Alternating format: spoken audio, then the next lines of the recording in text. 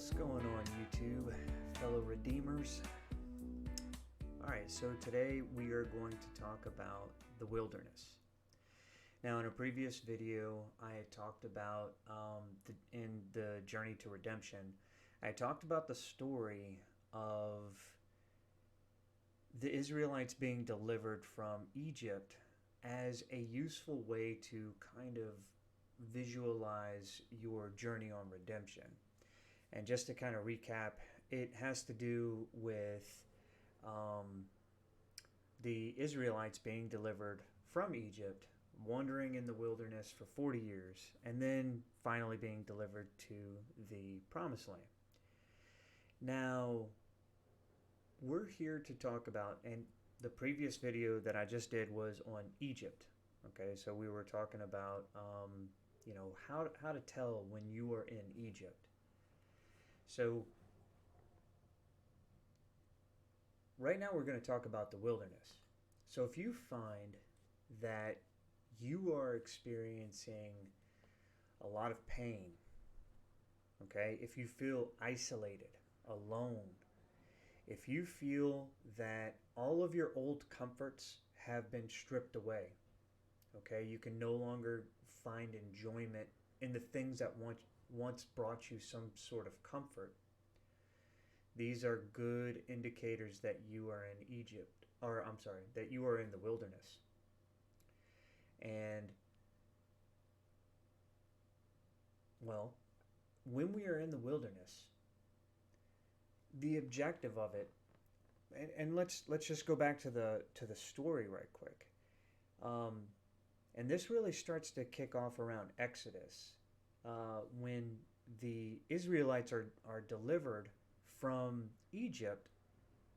They're taken out into, the wilderness, of course, and they start lamenting to Moses, and by extension also God. They're complaining that, look, at least in Egypt we had real food, right? Now, bear in mind that God was providing them food by making it literally rain what they called manna from heaven. Now, manna was described as basically, if I could kind of sum it up, I would say almost as if, imagine oats kind of rained from heaven. They were kind of flaky, and they tasted like honey, and they were filling. Okay, now, I mean, that's all fine, but a steak certainly does sound preferable to that, okay? And I'm not saying that the Israelites necessarily had steak in Egypt, but they certainly had, fruits, and they had, different types of crops. But right now, if you're wandering in the wilderness, you're not really planting anything. You're wandering around. You're being a nomad. And this was a bit of how the Israelites were, this is what they were exposed to. Now, whenever we have our things stripped away, we start to feel like the Israelites did. I mean, imagine if, the Lord called you up and you were an electrician or a plumber or any kind of trades person, and you take a lot of pride in your trade, okay? And this is how you have provided for your family. This is how you find deep enjoyment and fulfillment in doing this work. And now all of a sudden it looks like you will never be able to do that work again. And all of a sudden you are having to just wander around and trust the instructions of, basically, some guy, I mean, that's basically who Moses was kind of to the Israelites. And they were having to trust on God first and foremost. Now, this sounds like a wild leap of faith. That's because it kind of was.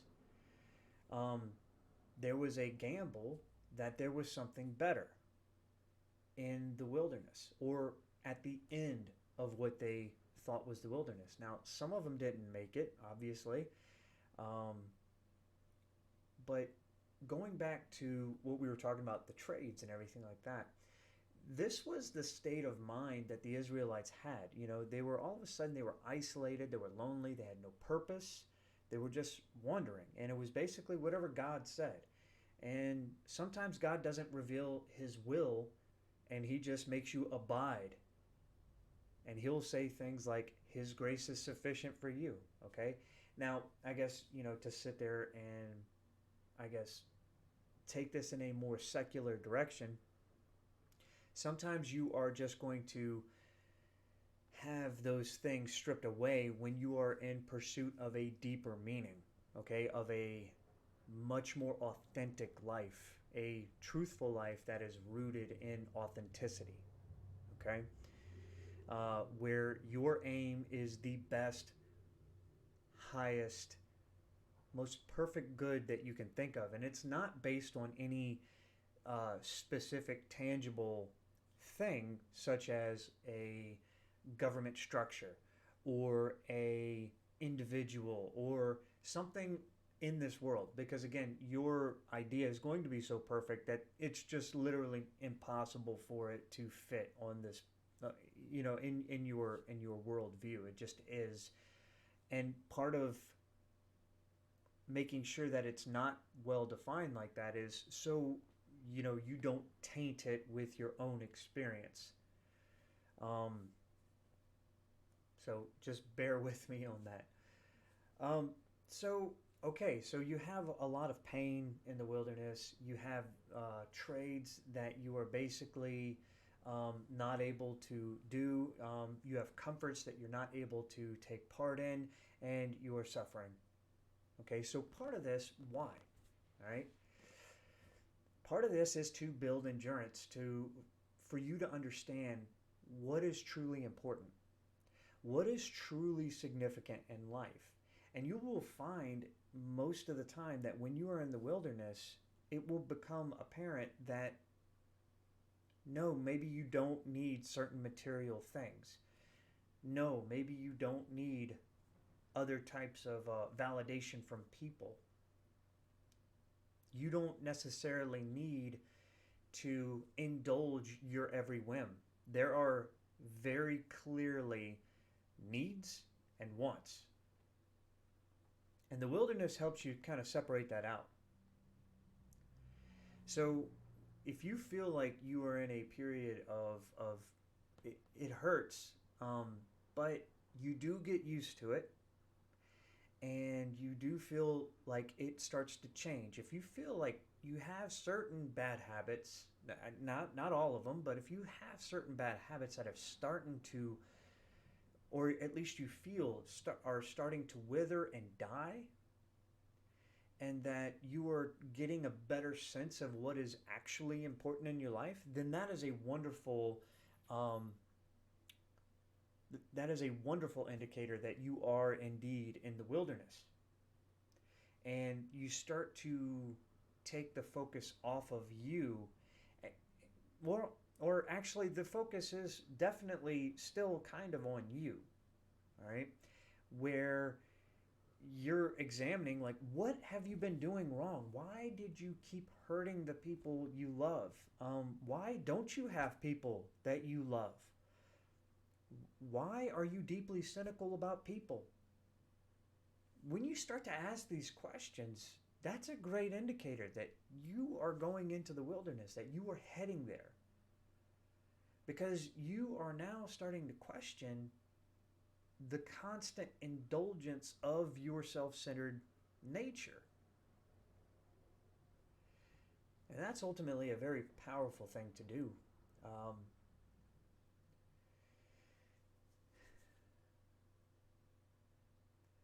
In the wilderness, when we are going forward, again, it brings me back to the metaphor of the mountain and the path. Now, I talked about this also in a previous video, but it is very relevant whenever you are talking about it in the in with the concept of the wilderness, because it works perfectly. But where you can see the promised land, because that's where you're heading, that's where you want to go. But if you are not, if you have the wrong set of values that you are built upon, you are not going to be able to withstand the challenges that also come in the promised land, or let alone in the wilderness. And what Egypt really is about, it's about building basically your shack on the sand and learning to kind of deal with all of the problems that come with that happening, because life inevitably has storms that come and pound on your shed, but you're built on the sand. And so you basically have spent your life trying to upkeep a shack on the sand in storms, and that is kind of what you end up doing when you are in Egypt.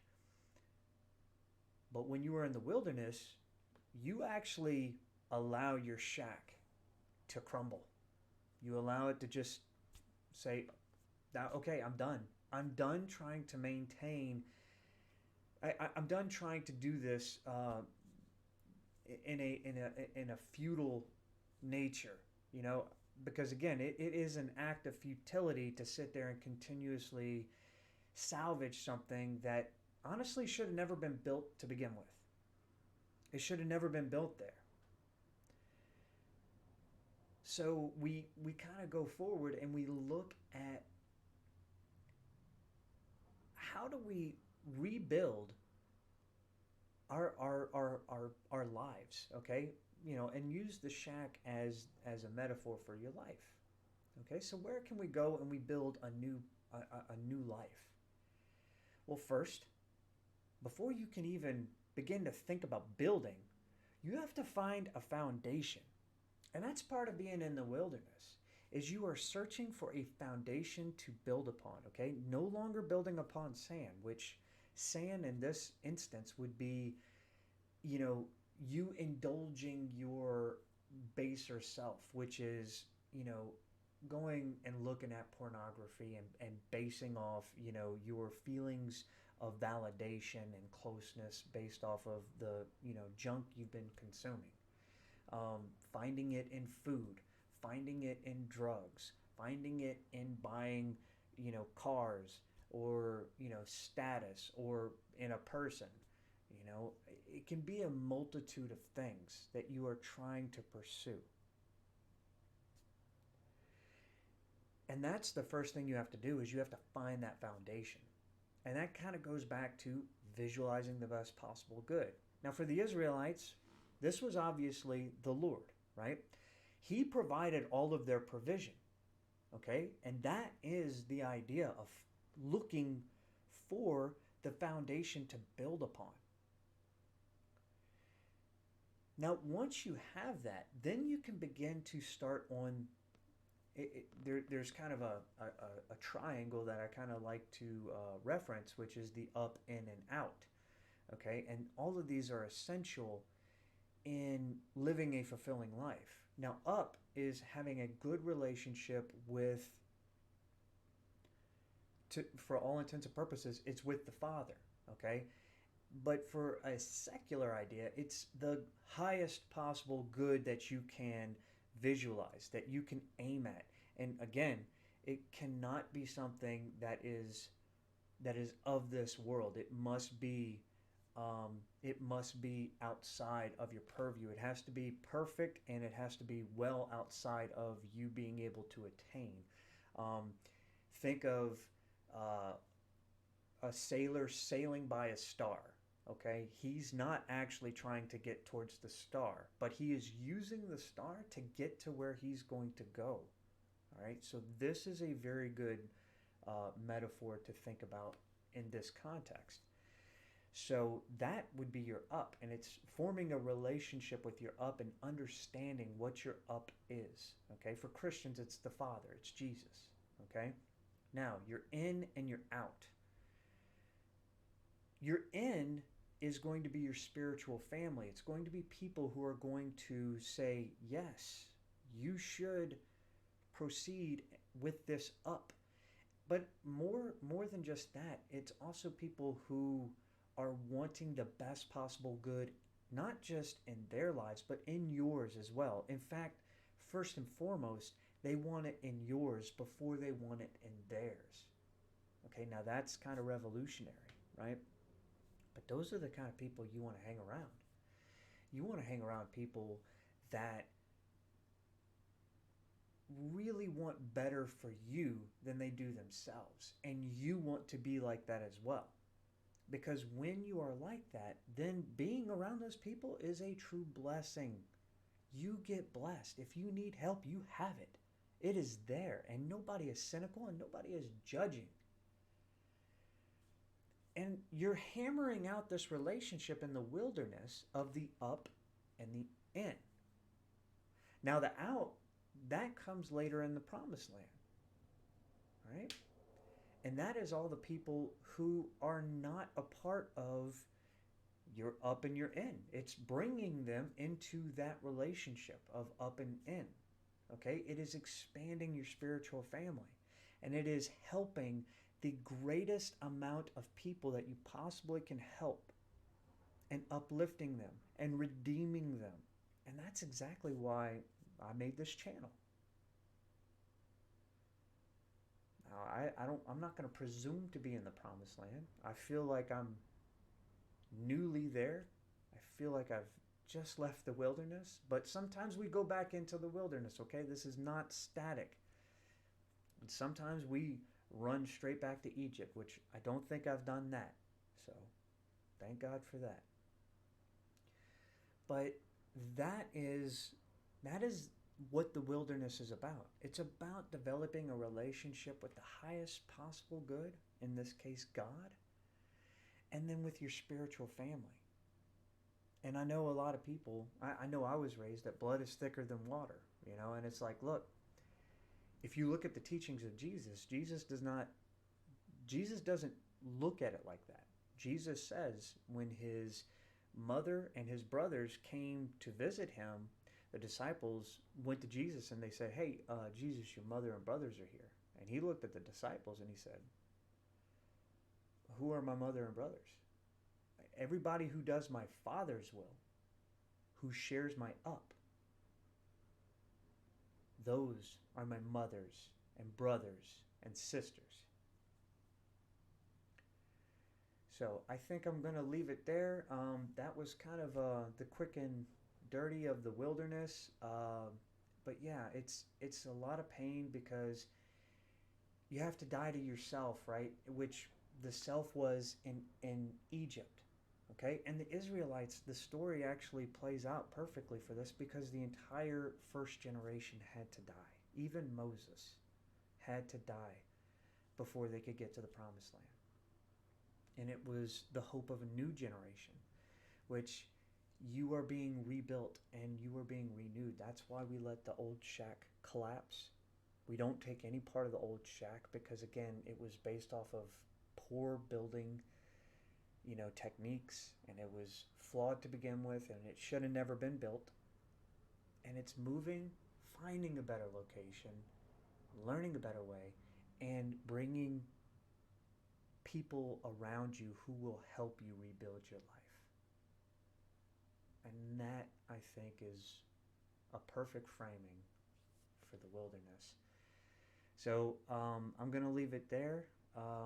If you like this video, I'd appreciate a like, and hit subscribe if you want to see more of this content. I really thank you for watching, and more importantly, I would like you to leave a comment and just let me know, and others as well. Let them know what your wilderness is right now. Like, what are the trials and tribulations that you've been having to go through, and what are some things that you had to die to yourself to move forward? What are the things that you had to let go? And yeah, I think we'll leave it there. And well, again, like I said, I appreciate you watching this, and